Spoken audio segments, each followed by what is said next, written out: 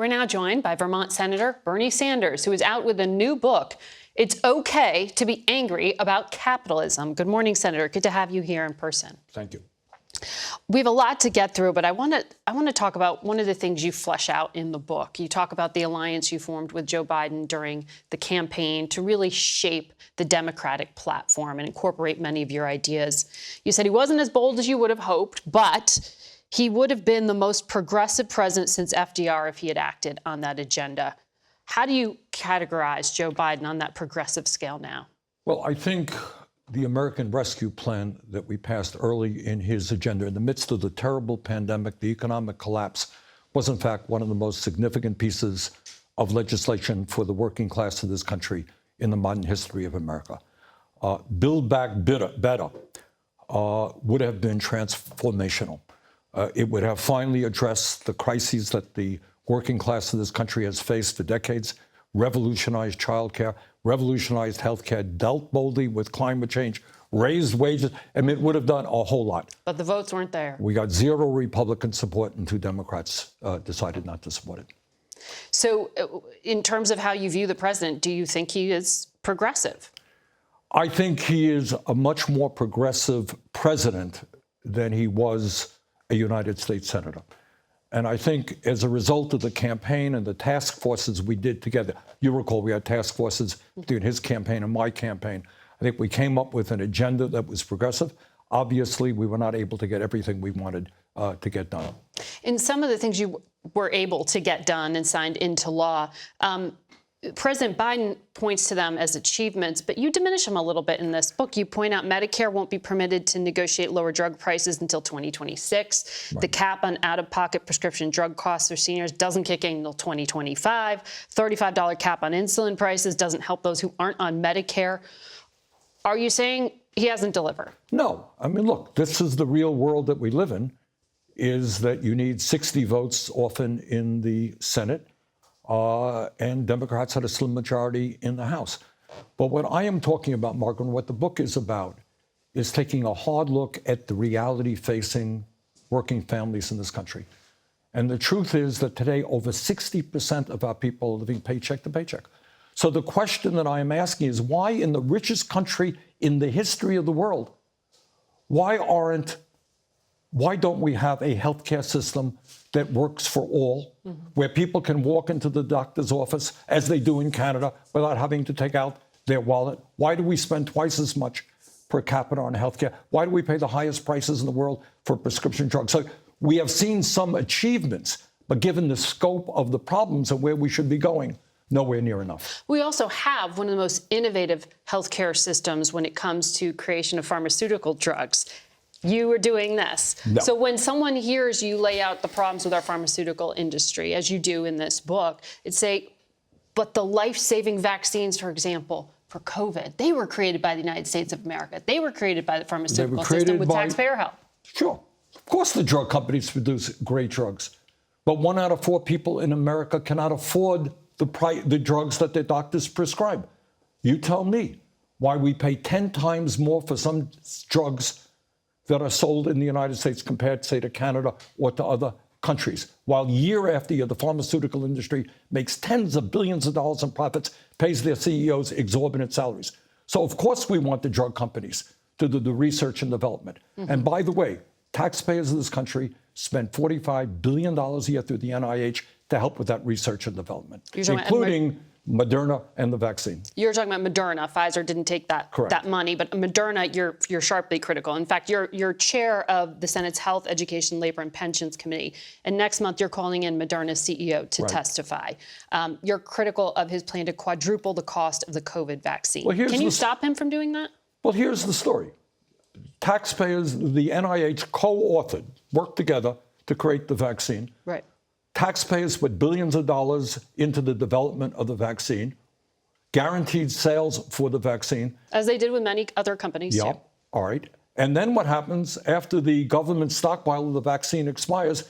These guys say, well, we're going to quadruple the price of the vaccine. And by the way, in the last 2 years, the CEO made $5 billion, and his other guys made billions of dollars. Is that really what should be happening? Truth is, pharmaceutical industry is enormously greedy, charging us outrageously, uncontrollably high prices. We have got to deal with that. As chairman of the relevant committee, I intend to do what I can. Moderna says it's instituting a patient assistance plan to give the COVID shot to the uninsured and underinsured Americans free of cost. Is that sufficient? And you know, Margaret, for you? Amazing coincidence. That happened the same exact day as we announced that we were inviting them to testify. You think your political heat made that difference? Well, maybe it was just a wild and crazy coincidence. I don't know. But we also want to take a look at what that patient program is about. We're talking to them about that. But obviously, it's a step in the right direction. Step in the right direction. How do you lower the cost of prescription drugs in a way that doesn't hurt American innovation? And how do you do it politically when Republicans control the House? You know, I saw a poll that was done just for Republicans. And you know what Republicans regarded as the major priority they were concerned of? High cost of prescription drugs. All right. So I think we have the basis for bipartisan work to tell the pharmaceutical industry that they really have got to stop ripping off the American people. A number of ways you could do it. The Inflation Reduction Act started by having Medicare negotiate prices with the pharmaceutical industry. Doesn't kick in for a few years. Yep. I think we should expedite that. Number two, of all people, my good friend Donald Trump, all right, who I disagree with on everything, had the idea that maybe Medicare should not pay prices higher than the average of what countries around the rest of the world are paying. That's a good idea, and we want to pursue that as well. And there's the concept of reimportation, that if Americans can buy drugs in Canada or in Europe at a fraction of the price, let's have pharmacists and distributors be able to purchase those drugs and sell them at much lower cost in the United States. This involves state subsidies of some form, government subsidies. No, that does not involve subsidies. Okay. That simply says if you can buy a drug in Canada, same drug for 1/10 of the price, passes FDA specifications, it should be sold in this country at a lower price. And you think you can do this with Republicans in control of the House? Do you think the votes are there? I think there's a lot of support for dealing with the high cost of prescription drugs. Yes, I do. I want to ask you about what's politically possible in that makeup of Congress right now. Democrats have this narrow 51-seat majority in the Senate. You're an independent, but you caucus with the Democrats. Both of Pennsylvania's senators are out of office right now dealing with serious health issues. And so their absence complicates any votes. Do you have any idea when, for example, Senator Fetterman will be out of the hospital and well enough to return? We wish Senator Fetterman has gone through a hell of a year. I mean, with his stroke in the middle of a campaign and dealing with other issues. So I can't answer that. I think Bob Casey, who is dealing with prostate cancer, will be back, as I understand it, in early March. This is a big what if. I mean, this is a very key state, Pennsylvania, for Democrats. I mean, are you concerned? Well, obviously, we're concerned, about the health of all of our members, and we hope that they are all back. Bob, I think, will be back. We know that. John, I just don't have that information. Because Pennsylvania, in so many ways, also is an example of a lot of what you talk about in terms of the working class, mixing with, the concerns you have there. Are you concerned that that state is, if there has to be a special election, for example, or if Casey doesn't run, that it goes to the Republicans? No, Bob will be back in a few weeks. Okay. But so let's not speculate on it. But, like Pennsylvania, like Vermont, like other countries, like other states in our country, the people in those states are hurting. And the question of the book, again, is that how come we have so many people who are struggling? We have a dysfunctional healthcare system. Our child care system is in disarray. We got millions of elderly people who have nothing in the bank as they face retirement, and yet the people on top are doing phenomenally well. And Margaret, what the book is about is saying that we have more income and wealth and equality today than we've ever had. We have more concentration of ownership in sector after sector than we have ever had. We have a political system which is increasingly corrupt because as a result of Citizens United, billionaires can put enormous amounts of money into it to elect their candidates. And we have, 8 major media conglomerates, corporate media conglomerates that control about what 90% of the American people see, hear, and read. Those are really issues that we need to discuss. That's what the book does. Do you worry when you talk about the corporate media that you are targeting journalists when you say that? No. Donald Trump talks about fake news, and that's simply to deflect attention from the fact that he's a pathological liar. My experience one-on-one with media, they work hard. They very rarely am I misquoted. But what I am talking about, Margaret, is that corporate media limits the kind of debate that we have in this country. You tell me, you know more about it than I do. How often do we talk about income and wealth inequality? We're talking about right now, Senator. Yeah, but how often? Not everybody is Bernie Sanders on your show. How often do you talk about concentration of ownership? How often do you talk about the fact that we are the only major country on earth not to guarantee health care at all, and yet we spend twice as much money? How often do you talk about that if somebody has a baby in Finland, they're getting 9 months off or 10 months off paid family leave? I will talk to you about paid leave for families any day of the week. They also have like a 56% tax rate in Finland, though. It's a very different system. But good, but let's talk about it. What do they get for that? They get free health care, right? Free higher education. That's that's exactly what I'm talking about. Yeah. That's the debate I want, and that's the debate we really don't have on the corporate media. So President Biden talks about finishing the job and the potential for running for re-election in 2024. You said you won't run if he runs. Do you believe that President Biden will face any primary challenge from the left, from the progressive wing? I can't speak for other people. I think there's a general consensus right now that President Biden has done not everything we would like. He has done a good job. And again, I can't speak for anybody else. But what I have said is if he runs, now says that he's going to run, I will support him. Do you see anyone who would challenge him? Can't speculate. As you write in your book that the essence of the, you're very harsh on Democrats, but you say the essence of the Worse on Republicans, though. Let's. You write the essence of the Democratic message in recent years has been, we're pretty bad, but Republicans are worse, so vote for us. Is there anyone inspirational in Democratic politics? Sure, there's some great people who are working night and day to protect working class people. But the thesis of that particular chapter is that working class people are responding to the Republicans not because they want to cut Social Security and Medicare and give tax breaks to the rich.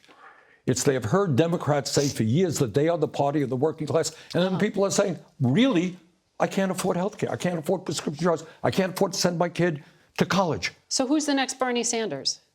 Who is that voice? I'll let you discover that. I don't. What I will tell you, and we talk about this in the book, what I am extremely proud of is that there are more really strong, young progressives, often people of color, in the House now than probably in any time, certainly in my lifetime. Great people.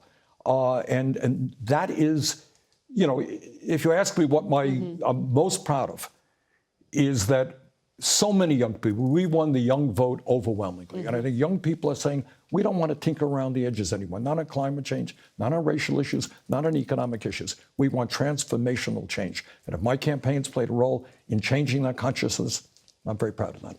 You are up for re-election to the Senate in 2024. Yeah. Can you take the wins that you have had in shaping the Democratic platform as you have, with the issues that you have raised, and walk away with that win, or do you feel you need to run again? I think, look, my chapter on the media, what I talk about is media is very interested in elections and elections. I know you don't like these questions. I was elected to do a job, and I'm working really hard as chairman of this committee.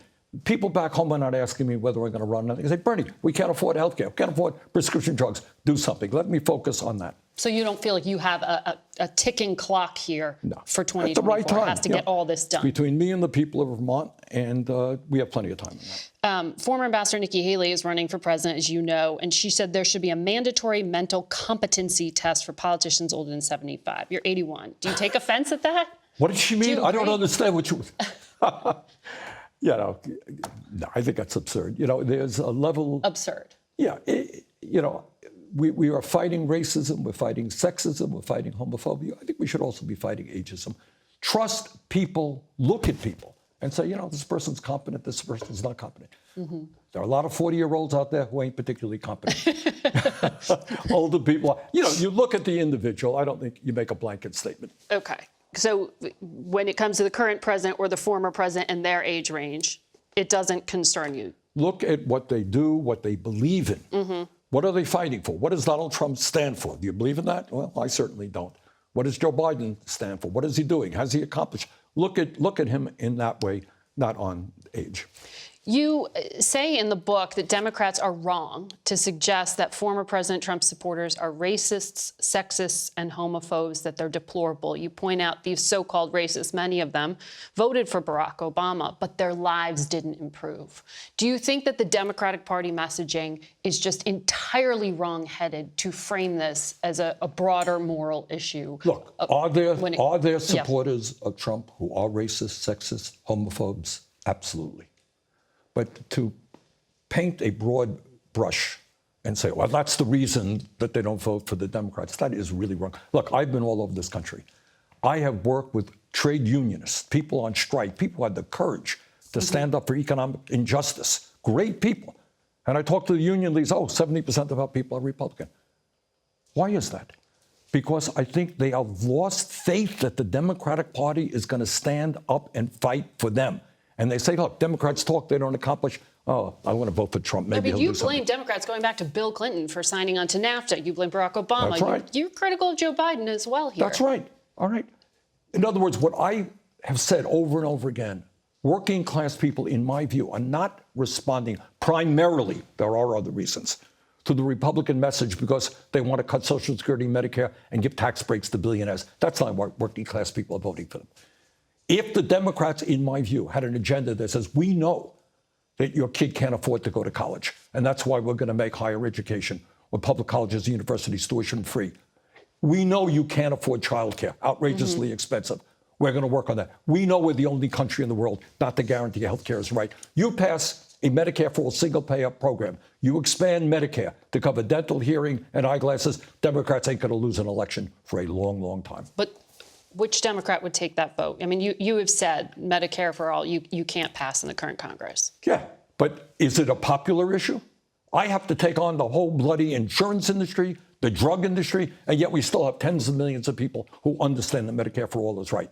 If we had a united Democratic Party saying, yeah, we have the guts to take on the powerful special interest, they could win that fight and be in. Look, FDR did it in the 30s. He won 4 elections because he had the guts to stand up to powerful special interests and say, you know what, I'm on the side of the working class. You look at the map of this country, though, and Democrats have lost that, other than the coast, there are huge swaths in rural America. What is it about rural America that the Democrats do not understand?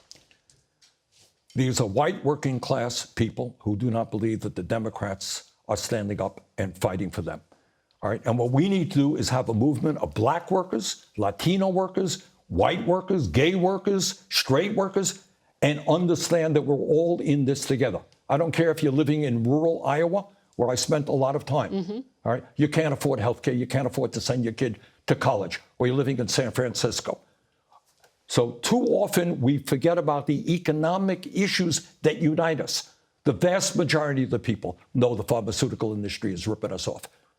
The vast majority of the people understand that we got to improve our educational system. Let's work on that. Are you going to campaign for Joe Biden if he runs for president? Because, I mean, you just laid out that what he's done is nice, but it's not sufficient to raise all the issues that you just laid out. It's a little premature to talk about a campaign that isn't. We talk about it all the time. That hasn't been announced yet. We'll see. Well, he says he's deciding and could be deciding soon. Well, and after that, he and I will talk and we'll see what we'll do. And you want to shape the But I did. Look, when he was running it, to me, it was extraordinarily important that Trump be defeated. Yeah. And, to his courage, what Biden did after the election, sat down with our people, campaigns came together, he came up with some pretty progressive ideas. I want to ask you about some issues on foreign policy. CIA Director Bill Burns recently said that the uptick in violence in Israel and Palestinian territories reminds him of the last Intifada, that there could be an explosion of violence. Israel now is the most right-wing government it's had in years. Do you think that democracy is imperiled in Israel right now? I do. And I am very worried about what Netanyahu is doing and some of his allies in government and what may happen to the Palestinian people. And let me tell you something. I mean, I haven't said this publicly, but I think the United States gives billions of dollars in aid to Israel. And I think we've got to put some strings attached to that and say you cannot run a racist government. You cannot turn your back on the two-state solution. You cannot demean the Palestinian people there. You just can't do it and then come to America and ask for money. Have you talked to the administration about it? They've been very careful in criticism of the Netanyahu government. Well, I am not careful about it. I'm embarrassed that in Israel you have a government of that nature right now. And are you going to introduce something? We may well, yes. To try to attach strings to U.S. aid? You cannot give, if you have whether it's Saudi Arabia or other authoritarian societies, if a government is acting in a racist way and they want billions of dollars from the taxpayers of the United States, I think you say, sorry, that's not acceptable. You want our money? Fine, this is what you got to do to get it. The pro-Israel lobby, AIPAC, used to be bipartisan, but these days it's got a super PAC that has spent very heavily in Democratic primaries. Against progressives. You said they're doing everything they can to destroy the progressive movement in this country. Do you think the politics around this issue are constraining the White House going into 2024? The way I look at AIPAC now in terms of their political activities, this is not even just the pro-Israel group. This is a corporate PAC, sometimes getting money from Republicans, sometimes supporting extreme right-wing Republicans. So what really upset me very much is that in many of these primaries, we had great candidates, young people, often people of color, and you had AIPAC and other super PACs spending millions of dollars trying to defeat them. And as you may know, I tried to get the Democratic Party to pass a resolution that in Democratic primaries, super PAC money should not be allowed to be used. Mm-hmm. Do you think that this is what's constraining the Biden White House right now, the concerns about the politics around this domestically? Look, bottom line is what constrains any president is we have a corrupt political system in which big money plays an enormous role. And right now, if I run for re-election, people want to spend, some billionaire wants to spend millions of dollars against me, perfectly legal to do so. That constrains all politics in America. If you run for re-election to the Senate, so you are considering it? Sure, I'm considering it, but I haven't made any decision. You are, when you talk about American workers, you're proposing a new cabinet-level agency to focus on the future of work and workers. You talk about taxing robots who might replace humans. Isn't the Labor Department supposed to be doing these things? Well, theoretically, but I don't think we're doing enough. Look, this is a huge issue. There is a revolution taking place now with artificial intelligence and robotics, okay? Mm-hmm. Millions of workers are going to lose their jobs. Who's making those decisions, Mara? You hear it debated in Congress? I don't. All right? So guys who sit at the head, often guys, of large multinational corporations are saying, look, we can do this. We can get rid of all these people over here. We can make even more money. So we're talking about a transformational moment throughout the world in the United States. I want working people to be involved. And if we come up with a technology, I'm not anti-technology. If there is a technology that can increase worker productivity, who benefits from that? Just the guy who owns the company, or does the worker benefit? So if we can reduce the work week, is that a bad thing? It's a good thing. But I don't want to see the people on top simply be the only beneficiaries of this revolution in technology. So you agree with Bill Gates in taxing robots? That's one way to do it. Yeah, absolutely. I mean, he's a billionaire you do like. I've talked to Bill on a number of occasions, yes. Mm-hmm. I'm interested in that concept and some of the other things you lay out here. Including... it's not just taxing the robots. It's this whole question of an economic transformation. Are working class people going to benefit from that, or just the billionaire class? You also talk about a new deal for journalism and rethinking of the role of public and community media in the United States. You're very harsh on the media, as we talked about, including, you mentioned this network, you mentioned Washington Post, you do. Didn't I say all kinds of nice things about you? No, some other journalists here. You did give it a shout out to Kara Corte and some other reporters, but you say, you take direct aim at the media for not asking the questions that you think need to be asked. How do you, on this New Deal idea, how can you have the U.S. government in any way involved with the media and direct funding when trust in the government is so low in this country and trust in media is low? Okay, two separate issues. Number one, what I say in the book is that, look, I have done 1,000 interviews like I'm doing with you right now. And nobody has ever come up to me, not one reporter, not you, not anybody else, that said, Bernie, why are we spending twice as much on healthcare as any other country, and yet we have 85 million uninsured or uninsured? How many programs have CBS, NBC, ABC had on why we have a dysfunctional healthcare system? Does that have anything to do with who owns the major networks?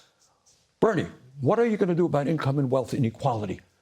Do you demand, why are billionaires paying an effective tax rate lower than working class people? No one asked me those questions. Okay. No one tells us the questions to ask him. I understand that, but there's a culture in the media. No one tells people who work for me not to vote for Donald Trump. Surely, I will guarantee you they don't. I never tell them to do it. But then there's another issue, and that is a totally different issue. We are seeing media deserts in this country. Local newspapers are going out of business. So people get no news from their city council, their school board. Real issue. How do you deal with that? And the reason they're going out of business is private sector companies can't make money anymore because of the radical transformation of media. What happens? Do people not know what's going on in their city?